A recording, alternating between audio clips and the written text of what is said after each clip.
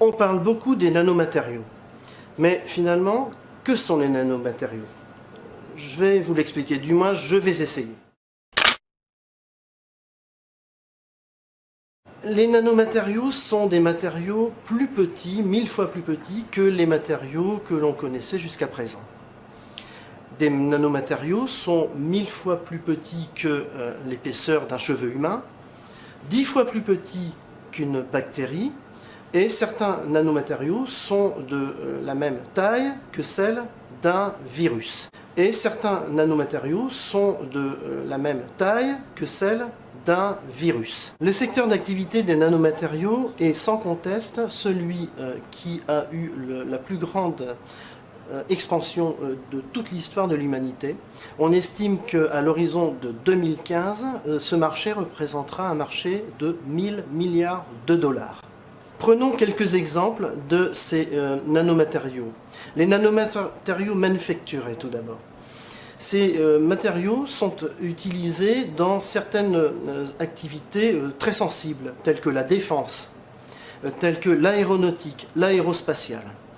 On en utilise également dans les pales des éoliennes, ainsi que dans des textiles dits intelligents. Il existe aussi d'autres types de nanomatériaux qui sont générés lors de certaines opérations industrielles, telles que la mise en œuvre en métallurgie, ainsi que des procédés thermiques. On sait que les particules diesel, donc émises lors de la combustion de ce carburant, sont composées en grande partie de particules ultrafines. Les nanomatériaux sont des substances chimiques comme les autres. Par exemple, on sait que le dioxyde de titane existe depuis longtemps et est utilisé sous forme micrométrique. Depuis peu d'années, on a découvert qu'il était intéressant de le fabriquer et de le mettre en œuvre sous forme nanométrique. Pour autant, on ne sait pas ce que ces nanomatériaux peuvent provoquer au niveau de la santé humaine.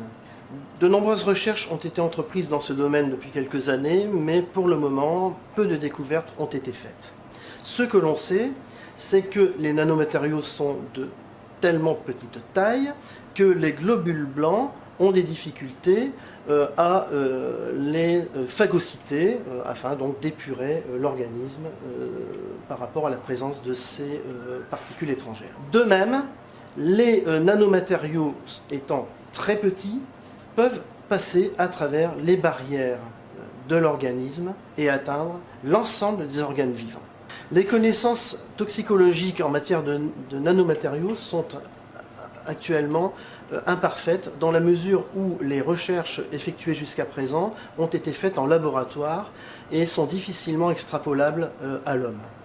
Ce que l'on sait par contre de manière indubitable, c'est qu'un matériau présent sous forme nanométrique a une toxicité beaucoup plus élevée que le même matériau de même composition chimique, mais sous forme micrométrique ou macroscopique.